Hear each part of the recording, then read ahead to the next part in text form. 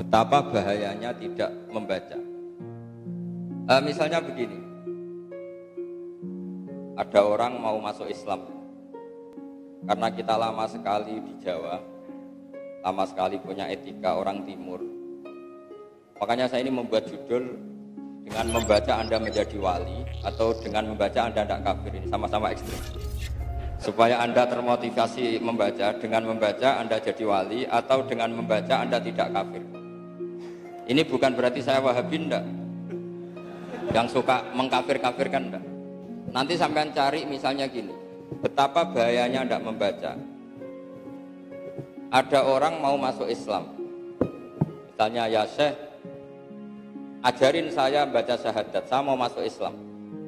Kemudian Anda karena orang Timur bilang, monggo pinarak riyen, ngeteh-ngeteh riyen, monggo pinarak riyen, ngopi-ngopi riyen. Itu di semua fatwa madzhab Syafi'iyah itu Anda yang menjadi kafir. Karena membiarkan orang ini punya waktu sekian menit tetap kafir, yang Anda kuasa menghilangkan kekafirannya saat itu juga. Artinya kalau dia pas ngopi kok dia mati, matinya kafir apa muslim? Kafir, belum baca syahadat. Itu salahnya siapa? Salahnya ustadznya tadi. Karena dia tidak baca kitab, sehingga tidak ada ketakutan bahwa ngajari menunda waktu itu berakibat kafir. Makanya saya beri judul dengan membaca Anda tidak kafir. Saya ulang lagi ya, itu jelas sekali. Takbir di Bajuri, nanti sampai cari di bab wal ikhtisalat al-maskunah. Di antara mandi yang sunat adalah wal kafiru idza aslam. Dan mandinya orang kafir ketika masuk Islam itu hukumnya sunat. Itu kata kitab Fathul Qorib. Bersama Bajuri dijelaskan, mandinya orang kafir sunat adalah harus ba'dal Islam. Karena syaratnya niatul gusti adalah harus Islam. 2, tidak terbayang seorang mulaqinus syahadah, pentalkin tauhid, menyuruh dia mandi. Kalau dia menyuruh mandi, dia berarti menjadi kafir karena membiarkan kekafiran orang tadi yang bisa dihilangkan dia. Berarti kan misalnya dia minta diislamkan jam 8 tepat, kamu suruh mandi, kamu ajak ngopi-ngopi, baru kamu islamkan 8.30 menit. Kekafiran yang 30 menit ini salahnya siapa coba? Enggak, salahnya siapa? Salahnya ustadznya. Makanya ini tak bawa, tak termasuk takbir itu yang saya bawa. Ini jadinya wali nanti dulu, yang penting enggak kafir dulu urutannya. Jadi walinya nanti, yang penting enggak kafir dulu. Nah, ini saya baca ini di kitab Bajuri, masih ringan karena ini ada anak-anak sanawi juga. Nanti yang jadi walinya yang anak aliyah, ini yang penting nggak kafir dulu lah. Nah, ini penting, ini kitab Bajuri loh, kitab yang kita pakai. Saya baca Bismillahirrahmanirrahim. Saya baca ya, wal kafiru idza aslama. Lakin itlaqul kafiri alaihi khina idin majazun bi itibari makana. Wali annahu la sabila ila takhiril islami ba'dahu. Bal sarrahu bi takfiri mangqala li kafirin ja'al yuslima idhab fastasil summa aslim. Ini takbirnya jelas. Bal sarrahu bi takfiri mangqala li kafirin ja'al yuslima. Ustadznya bilang idhab fastasil summa aslim. Liridahu bi baqaihi alal kufri tilkal lahdota. Makanya ini judul saya, dengan membaca Anda tidak kafir. Karena kalau di logika itu kan ibarat begini ya. Kalau kamu menalkin syahadat nunggu ideal itu ibarat gini, ada orang kecelakaan di tengah jalan, sudah kejet-kejet.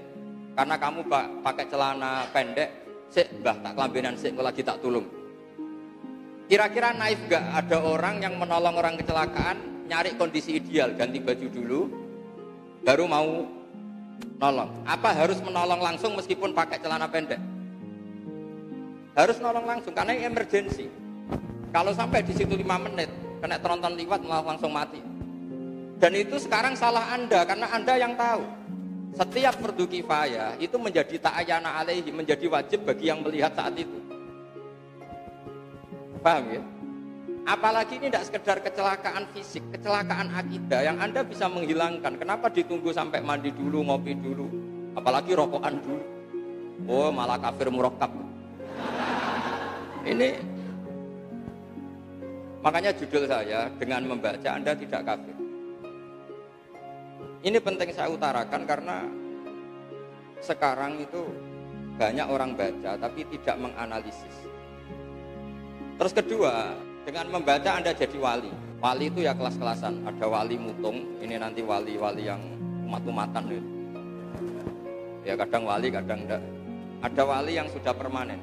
Ini yang bil ilmi, karena bacanya banyak. Imam Ghazali pertama beliau jadi wali, itu berkesimpulan bahwa orang itu untuk jadi wali harus meninggalkan dosa. Caranya jangan kumpul orang. Karena kalau kumpul orang pasti gosip, ngerasani, macam-macam. Milihlah dia uzlah. Uzlah meninggalkan jadi direktur Madrasah Nizamiyah. Terus beliau hanya bawa masyhur itu, bawa benang sama jarum sama timba. Pikiran beliau ini nanti pakai alat sholat. Ya sudah, beliau di hutan gitu. Nah ini judulnya dengan baca Anda jadi wali.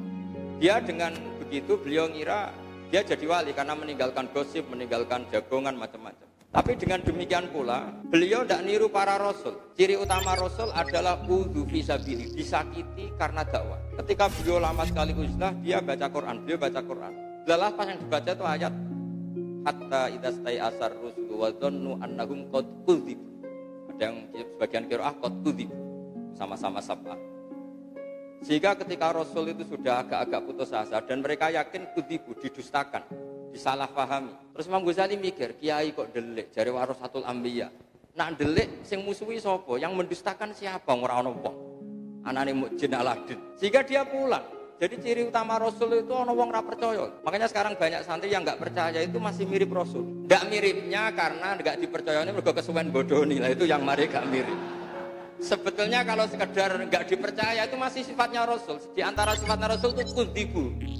Didustakan, enggak dipercaya.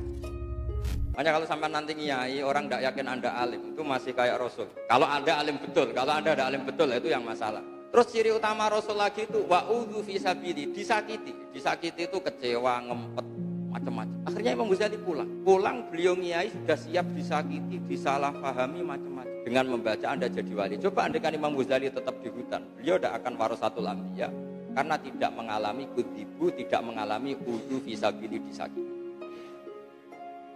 Coba kalau Anda tidak baca, mungkin Anda tidak tahu itu. Ngira kalau sudah uzlah itu hebat, terbebas dari dosa, terbebas dari barokahnya membaca, lagi-lagi itu tertolong.